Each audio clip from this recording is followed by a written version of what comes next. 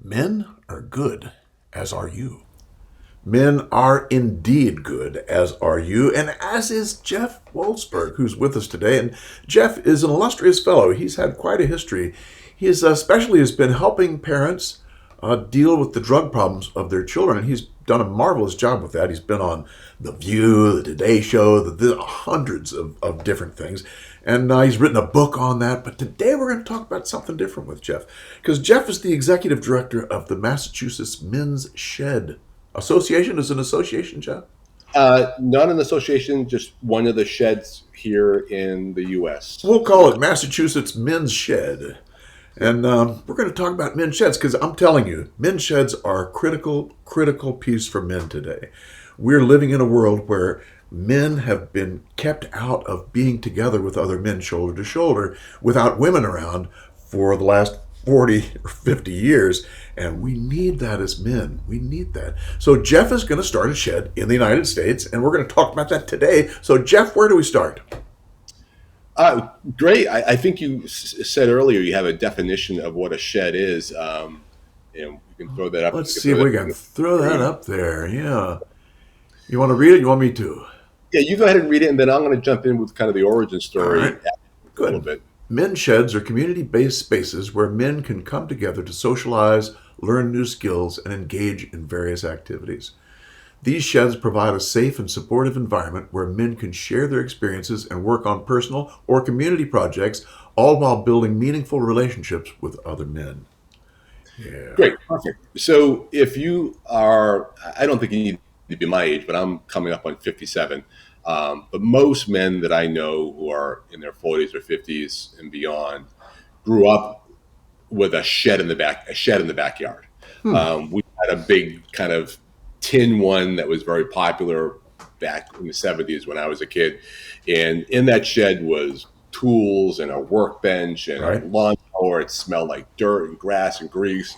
And that's where my dad went to do a project. Oh, we need to kind of build a bench for, this or that. And he'd be out there and he'd be like the saw, you could hear the saw going. And then what I noticed was before long, the next door neighbor would hear the saw go. He'd drop, "Hey, Jim," my dad's Jim. What are you doing? "Oh, I'm building this." And he would jump in. He goes, "Hold on one second. I got the perfect tool for that. I'll be right back." And next thing you know, there's 4 or 5 guys in there, and I'm sitting there with my dad, and I'm fetching tools for him, which is what I did. And when I think back about it, not knowing it at the time, just being a kid, that's where a lot of kind of the social connecting of men was happening. Yes. The motto of the International Men's Shed Association is men shoulder to shoulder, because we noticed, and you've pointed this out in your writings as well, is men bond side to side. They don't squaring off, generally speaking, shoulder to shoulder, eye to eye, can be threatening and scary for a lot of men. So the idea of connecting and talking about their lives, their marriages, what's troubling them, or work or whatever, while doing something is preferable. Yeah. So the shed idea started in 1990 in Australia with just using the same premise that I just described, and it's really blown up into like a real international phenomenon. But it's arriving they're celebrating their 30-year anniversary this year. But it's arrived a little bit late. It started in 1993. So that's why it's 30 years. But it's arrived a little bit late here in the U.S. So where the idea how did I pick up on it was 3-4 years ago. I moved home from California after my divorce, and I was out there for a couple of years, moved home from the Boston area. And I just noticed that my dad and my mom, they were getting older. They're close to 80. And my dad was experiencing a lot of depression, social isolation. He was a big guy. He was 6'5", 300 pounds. So bad knees, bad hips. Couldn't go out to the movies, couldn't fly on vacations. Getting up and moving around was always a challenge. So he was drinking more, the kind of more of a managing the pain from his mobility issues than anything else. His friends were passing away. And, we're a close family, and we all felt bad for what he was going through. So I started, like, how do you help? I started researching, what I could do for him, and that's where I kind of stumbled across sheds. Just when I was getting some interest, okay, I'm going to do this thing. That was right in the end of 2019, coming into 2020. My dad got diagnosed with pancreatic cancer, and was stage 4, and he was gone in 60 days. Wow. And then we entered the pandemic, and everything was just, Wow. blown up. But here we are now, and I'm starting Massachusetts, massmenshed.com, with the hope of creating 3 men's sheds in Massachusetts, one south of Boston, west and north of Boston. And we're in the beginning stages of doing that now. And, it's kind of when these things are developed, they're usually very grassrootsy. You get a bunch of interested guys together and put together a committee and find a space. And every shed seems to be different. I mean, one of my concerns when I was talking to Steve and Mark at the U.S. Men's Shed Association was I'm really not that good with my hands. I couldn't pound a nail in straight if my life depended on it. But they were like, every shed is different. The guys that come and make up that shed determine what it's going to be about, and some are really tool driven and building things and fixing things, and others are more, education based or whatever. They kind of do a lot of community volunteering work. So, but it's a pleasure and a real opportunity to be on your podcast to get the word out there, because I think a lot of your listeners are going to hear this and say, "Oh, I can do that," right? And I hope they do say that in their state. So if you are listening, and you're interested in this, you can go to the U.S. Men's Shed Association website and figure out, okay, how do I get one of these things going? And Because we will leave a link below for that.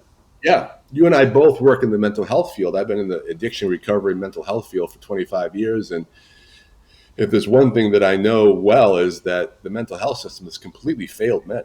Yes. It's predominantly dominated by women, and there's nothing. That's I don't want to get into the gender politics of that.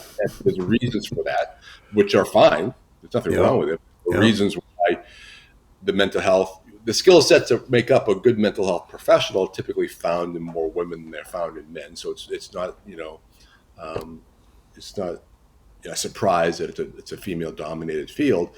But that being said, a lot of the modalities of helping people, you would obviously think, are driven by how women think about women.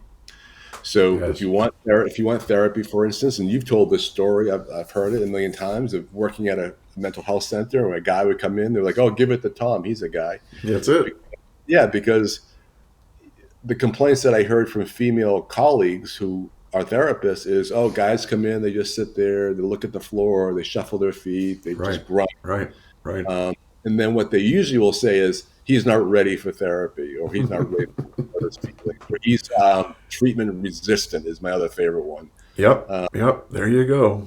Yeah, as opposed to saying, what we're doing here doesn't speak to him. Yes, exactly. Why not? Because he's different from us. He's Duh. Different. I'd love to see a shed type of thing at every alcohol and drug treatment center. Exactly. There should be a workshop where, when they do the gender specific meetings, the women are going to go over and do, this thing. All the guys will be in the workshop today from noon until 3. Yes. Building some picnic benches for the local middle school. And while we're there, we'll just talk about stuff. So that's, it makes it easy to talk about stuff when you're doing it shoulder to shoulder with a project like your dad did in the shed. I mean, that's just so simple. And man, this is therapy for men. This is healing therapy for men.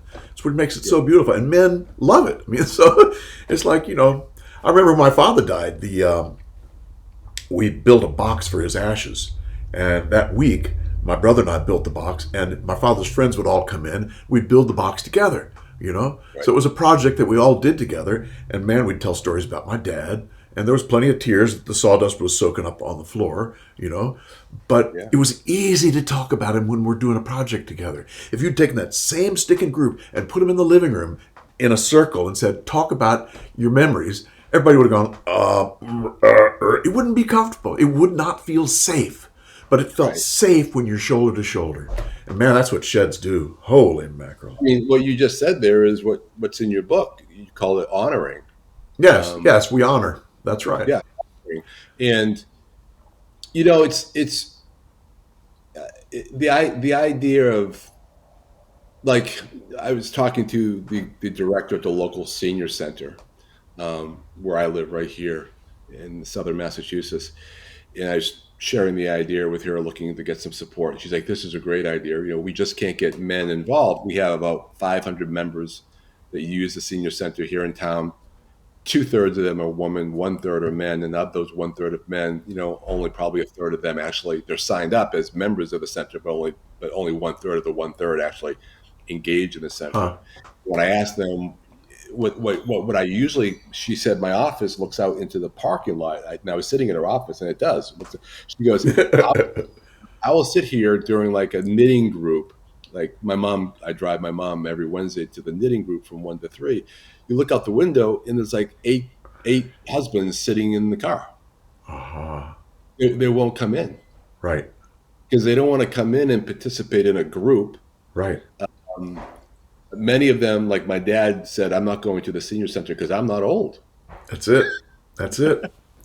But she said one day I went out to the cars because we had some things that were broken. And I said, can any of you guys help me with something in here? Because we have 2 air conditioners that need to come out of the windows. I have a broken table. And they jumped out of their cars and came running in. Right, right. There you go. That says it all. Yeah. So guys are wired differently than women, and they're meaning-oriented, purpose-driven, solution-driven. They want to fix and solve things. Yes. It's not tricking men, but it's speaking to their No. nature. But the deal is, when we fix something, we feel good. Yeah. It's like women don't get that. I don't think they really get that. No. That men feel good when they accomplish something, when they get a task done. It's like this good feeling that hits. And it's like, that's why he wants to fix it for you, Right. Why does he Right. always want to fix everything? Well, because it helps him feel good, And that's what we're good at. There you go. There you go. I'm not good at these other things, but I'm good at this. What's the I problem? can take that air conditioner out of that window. Fix that. Yeah. There you go. all it is, in again, going back to your work, because I'm such a fan, but all it is taking the time to understand how men think and feel and engage the world, and then structuring models, whether they're therapeutic or just social, around those things. Yes, And yes. the shed is the best thing that I've seen that formalizes that in a way that makes a lot of sense to men, even women. There's this misconception that because it's called men's shed, only men are involved, but there are a lot of women that are involved in leadership as well as participation in men's sheds.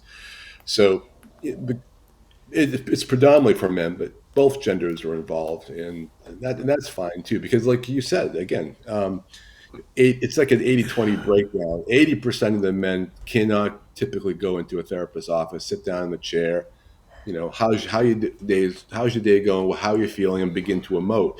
20% of the men can do that. I'm like that. I can do that. Right. I can sit Right. down and start crying or whatever and say I'm having a difficult time or whatever. But the other 80% of men cannot, and it's Right. probably the same way for women. There's probably 20% of women who are like, I can't stand going to therapy and sitting there and like talking about my feelings, but I want to go do stuff. So Yes. we find that to be helpful too. Yes. I have a strong bias, and that is men's sheds should be for men. And let the women make their own damn shed. Or the men will build their shed for them. They'd be happy to do that. But there's something that happens to a group of men when a woman comes in, and it's not good. It's not good. When men are all just with men, it's like the language is different. Yeah. The attention is different. Everything changes when a woman comes in the room. And so we need to give men a place where it's just men, because that's where they feel safe. They feel safest in that space. So that's my bias. I don't disagree with you, but I do want to honor the tradition of the men's shed that's been here 30 years, and there is a lot of. The tradition was that it started as all men in It Australia. is. And it stayed all men for about 10 years until the feminists came in and said, wait a minute, it's got to be for women too, and they spoiled the whole thing. Now in Australia, what they're doing is the feminists are saying, we want a day for only women. Right. So it's like, is this a men's shed or is this a whatever? But I just feel strongly that it should be for men. I don't disagree with you, and I'm going to try to keep my mass men's shed as male focused as possible. Yes. Without stepping on any toes. You again, like you and I were talking before we started recording, that there's a fine line in this world when you're a men's advocate. Like on my LinkedIn profile, it says men's advocate. Or men's advocate.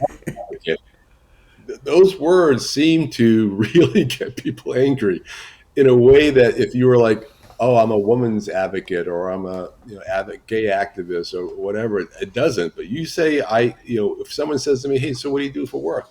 Oh, I work in mental health. Oh, really? What type of mental health? Oh, I have a strong work history around men's advocacy. And they look at the next thing is that the thing the dogs do. And they're like, what does that mean? I go, well, I try to champion, I try to build a platform both on social media and in my work life. Right now, my platform with Mass Men's Shed is small, but in the past, I've had very large platforms. And I try to advocate for issues that are important to men, like fathers' rights, being represented equally in healthcare. Yes. There's an entire U.S. governmental department devoted to women's well-being, but there is none for men. 7 of them, actually. Oh, thank you. That's why you're here. There is, when you look at some of the recent work that's coming out regarding where men and boys stand in education, they are so far behind. They are further behind now than when we started addressing the deficits that women and girls were facing. Right. So we started addressing that, I think, with Title IV again. I don't want to be taken to task. But when we started addressing the deficits there, boys and men are further behind than that. But there's a very small outcry about it. People like Richard Reeves, who put out a wonderful video, and there's some other people who are doing some good work. Sean Coleman. Sean Coleman, yeah. Yeah, there's a couple of guys that are really kind of getting the word out there regarding what's happening, and I love reading them. So, again, when I start saying those things, most people are like, oh, okay, I get it. But a lot of times it drifts really quickly into, oh, this guy doesn't like women, or that's it. As a misogynist or a sexist, or but if I have more time, I like the work of Tim Goldich. Yes. Yeah, Tim talks about in the end it all works out. That's kind of, it all balances out. That's kind of Tim's kind of wording, and he says it's what you don't want to do is you don't want to descend into resentment, anger. He has like 3 things when you're talking about gender. You want everybody to thrive, Yeah, but it's hard not to go into resentment and anger when kids have been taken away from you. Forget that. It is. It's like, oh God, yeah. Don't be angry. Be happy. Oh no. Yeah, I agree. Sorry, Tim. When those people look at me sideways, I want to say to them, you do realize I'm not a clone. I wasn't born out of a test tube. I have a mother. I have nieces. I have girlfriends, and I have many women in my life I deeply care about. So I want them to thrive and be treated with respect and dignity. And yes. So when I say I advocate for men, that doesn't equal immediately that I hate women. So right, exactly. Because I have women in my life I want to do really well. So. Exactly. So let's talk a little bit about what the sheds does for men, because they did a little study in Yeah. the UK on. They sent out 500 questionnaires or questionnaires to 500 men, asking them questions about what the shed had done for them, and they came up with some really fascinating answers. That let's see if we can kind of pull them up here. There's 600 sheds in the UK. 97% of the people who came made new friends. That's huge for men. That's huge for men because usually we're isolated, you know? Yeah. And 97% made new friends. 34% were happier. 88% were more connected with the community. 89% had a reduction in depression. Those people who were depressed before they came to the shed, 89% of those got better, felt better. 75% reduction in anxiety. I mean, these are huge, huge numbers. Just Yep. huge numbers that these things do. I mean, the sheds are just so critical. I And read something last night. I was responding again. You and I talked about this before the recording. I was responding to someone on LinkedIn, and so I was gathering some data. And the second the first bullet point here, 97% made new friends. What has been well published, I think, in the last year has been the epidemic of male friendship. I've seen quite a lot of headlines about. I like that. Yeah, and that's good. Epidemic of male friendship. That I like the ring of Yeah, that. the lack of male friendship, and it gets worse as you get older. My best friend, a guy named David, lives in Los Angeles, but we grew up here together in the Boston area.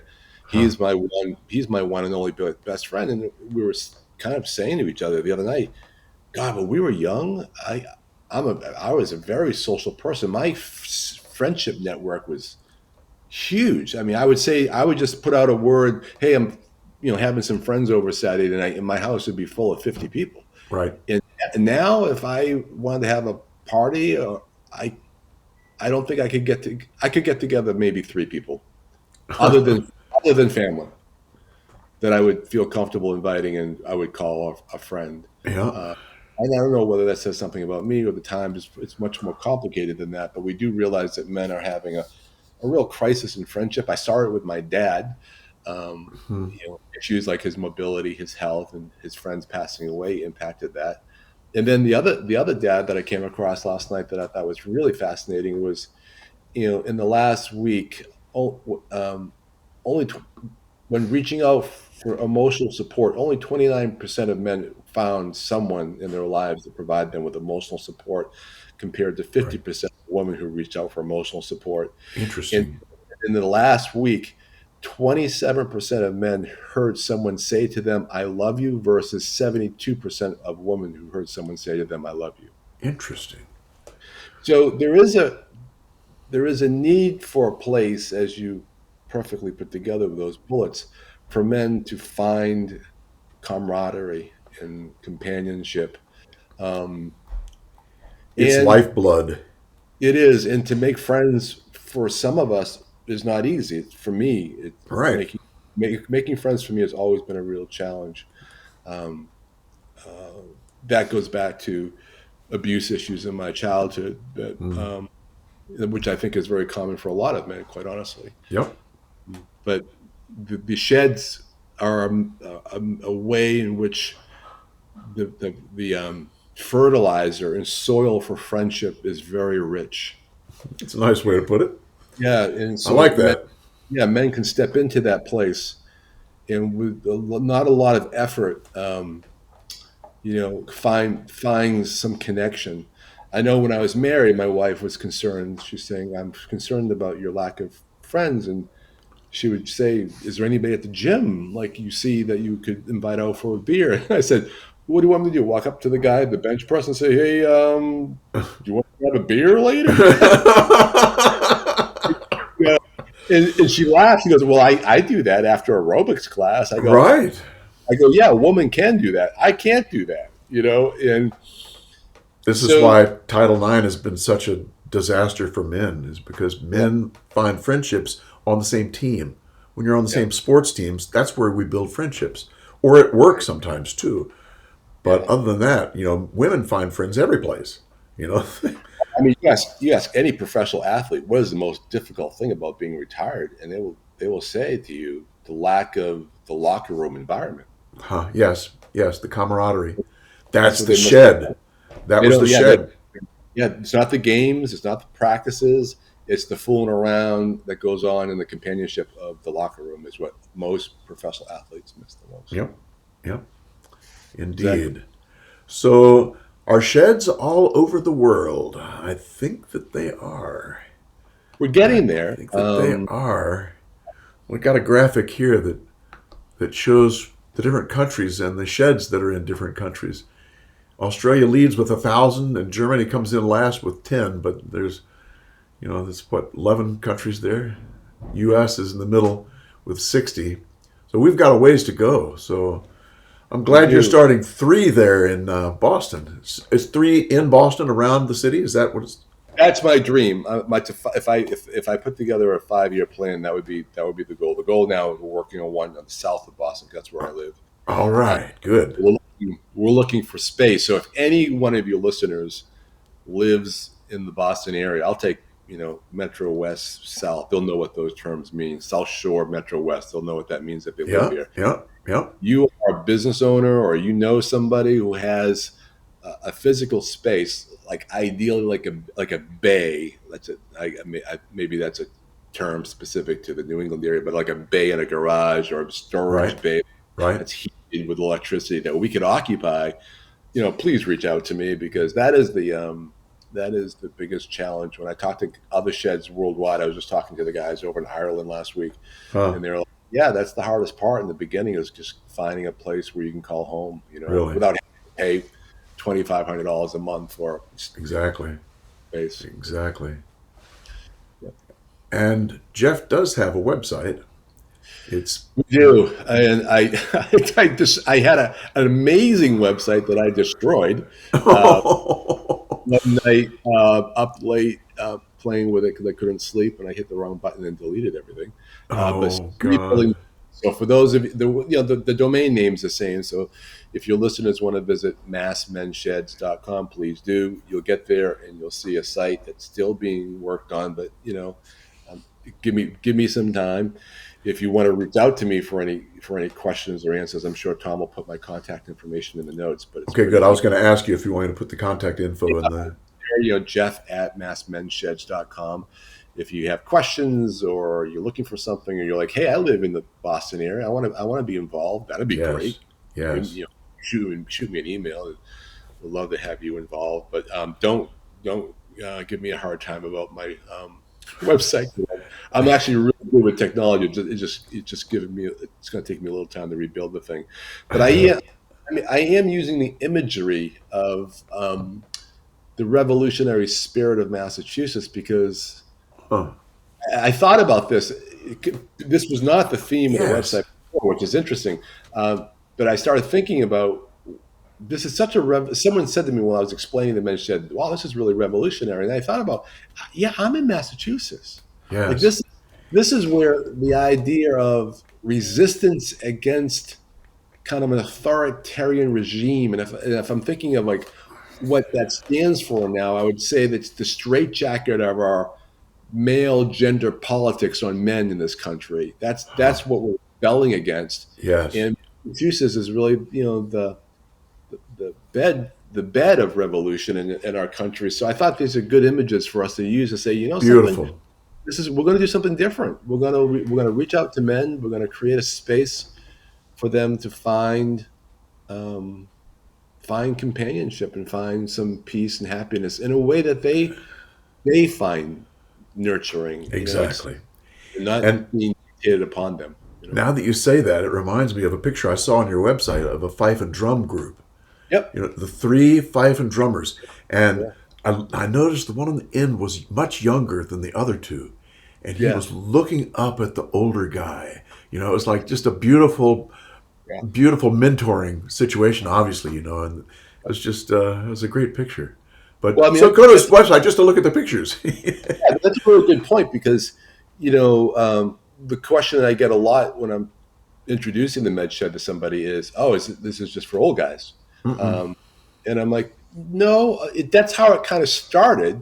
When it Yes. started, it was for like retired gentlemen in the town, who didn't really have anything to do. But for me, it's intergenerational. I'd like to Yes. see the shed. I like to see the shed, and I will absolutely promote my sheds this way. That we're looking for men of all ages. Right. Right. If there's another problem that's plaguing our country, and I'm sure you could speak about this, Tom, better than I can, is the lack of fatherhood. That's it. That's it. And male mentors in this country is having such a disastrous effect on young men.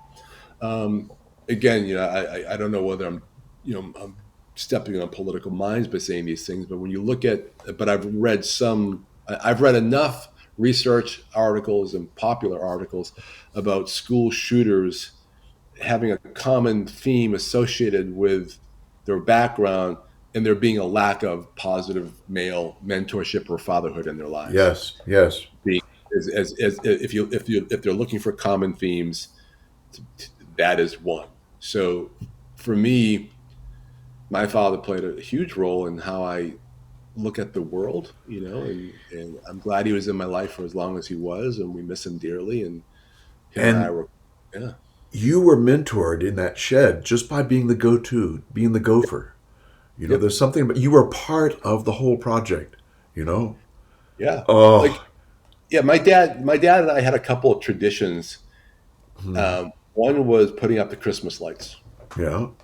every year, right up until that Christmas before he passed away.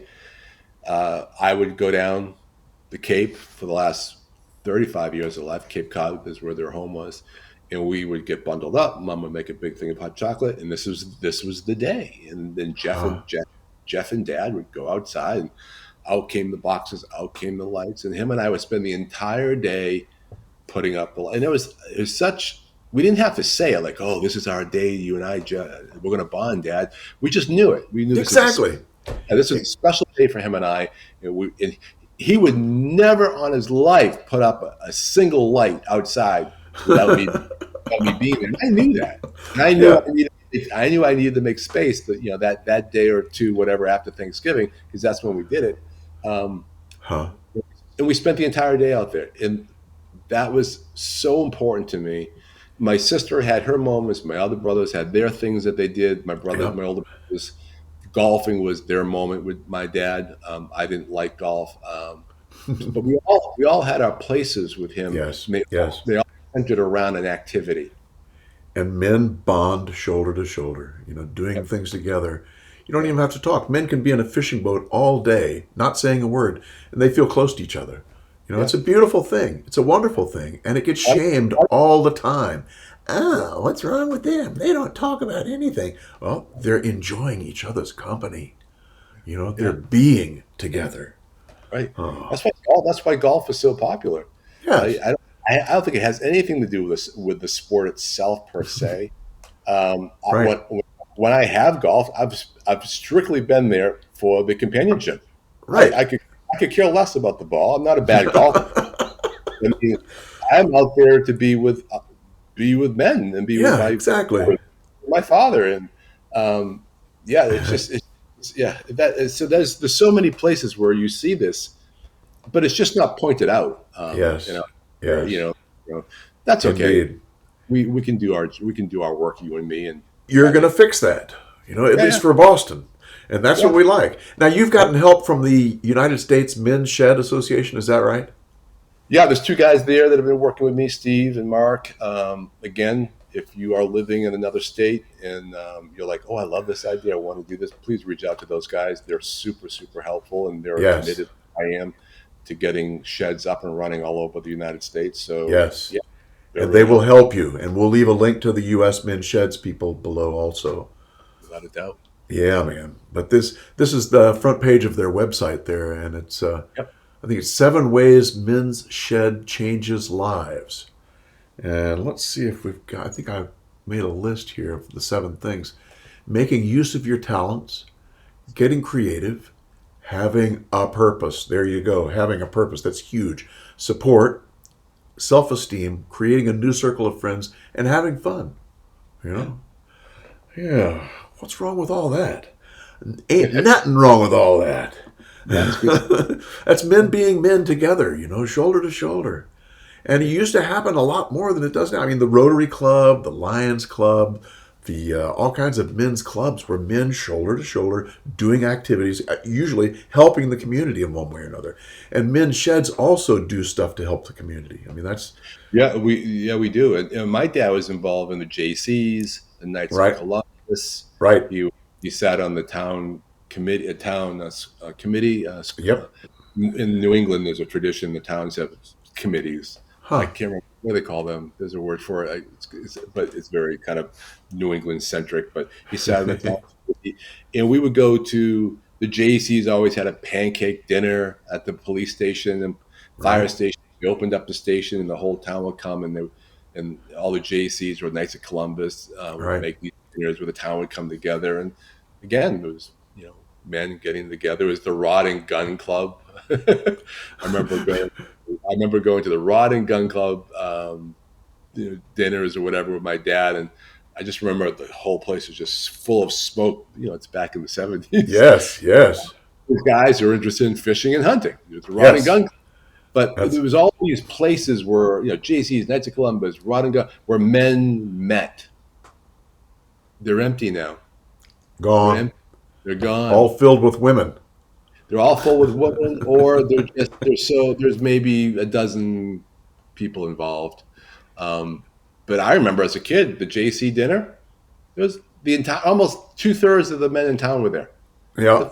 All Yes. the meaningful men, the fire chief, police officers, firefighters, EMTs, all my male school teachers, leadership in the town, business leader. I mean, everybody was there. Yep. That's Yep. when men came together and made decisions, and and found camaraderie. But they're Yes. not Exactly. those mechanisms are not there for men anymore. So That's correct, and that's why sheds are so critical. So exactly, critical for exactly. so many daggone reasons. I mean, healing is just one. Camaraderie, friendship, having a good time, learning new skills. I mean, I talk with men in sheds, and they talk about, I learned so much, because this one guy was a welder. He was teaching everyone how to weld, Right. and so to weld everything. But stuff like that happens at these sheds. You got somebody who's spent their life working with cars. And so he starts teaching the other men how, okay, well, if you got to do this, here's what you try and do. It's just great stuff happens. Oh, Yeah. I can't do any of oh. those. Yes, but you could learn from someone who could. But I have other skills that I am good at. Exactly. I can run because of my mental health background. I can run a really good support group, and There you go. those are things I'm hoping to do. And Yes. so Yes.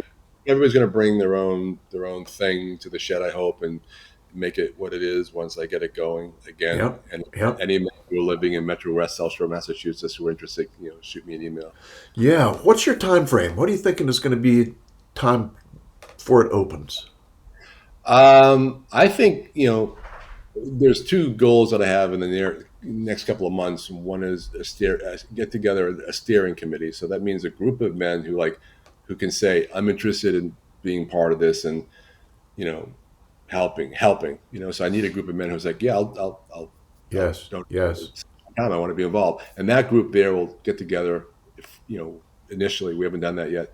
Although I have met with a few men here in my local town who are going to be supportive, but I need a steering committee. So I'm still putting that together, and I'm speaking at a couple of different groups coming up to generate some interest, and hopefully your podcast will do that as well. Then the next thing is to find some space where we can kind of call home Yes. for a little while. The senior center is possibly a space, but we don't really have a space to call home yet. So I don't know the time frame. My hope is, next couple of months, early summer, we are, starting to get some momentum and get going. With my background in mental health here in Mass, I am going to be reaching out to state and federal funding sources and looking to get grants and funding to help us start doing some programming, and bring in some money that allows me to get paid as a person who's running the program. There you go. This will be my job, so I need to get paid, but also allow us to do some programming. There was I have this long list of ideas of things like fix a bike day, outreach for seniors that are shut in based on mobility issues, Huh. food pantry, stocking the men's shed with food, Yeah. because I've gone through some tough times in my life. I'm a recovering alcoholic and addict, so there have been times in my life where I've been hungry. There's been times in my life that I've been homeless and been on food stamps. Although I've had times in my life where I was making a six-figure income, and so those resources have saved my life, and I'm committed to being able to provide them if I can. Yes, good for you. You've seen both Really. sides. Oh yeah, I've not had an easy road, Yeah. and there have been people who've done a lot of harm to me. Hmm. So yeah, so I hope to reflect, since this is, I guess, technically my shed. I do want it to reflect um, some of my pain back out to the world in a way in which helps people go through what I've gone through. Yeah. So, obviously the men involved will shape the shed completely, but Yes. I do have some of my own hopes as well. You give it a good start, a good Yeah, Jeff Wolfsberg start. I hope Yeah, so. that's good. So, are we about finished? Yeah, this is a great opportunity, Tommy. I mean, Oh, it's been wonderful. I haven't spoken to you, live for a long time, so this is a great treat as well. Me too. Me I watch too. all I'll watch all your videos. I read all your books, and you and Janice and Paul and the other guys and Warren, the other guys that you kind of Hmm. hang around with. Yeah. Seems like you Yeah. guys are all like hanging together a lot, and Sometimes we do. I'm always inspired by the work, um, and I love your catchphrase, and I say it and I use it. Men are good. Men are good, as are you. Yeah, indeed. So we're finished? I think so. That's Yeah. good. Well, thank you very much, Jeff. It's been great. It's been fascinating. And we'll see where we go. So, All right. men are good, boss. Men are good, as are you.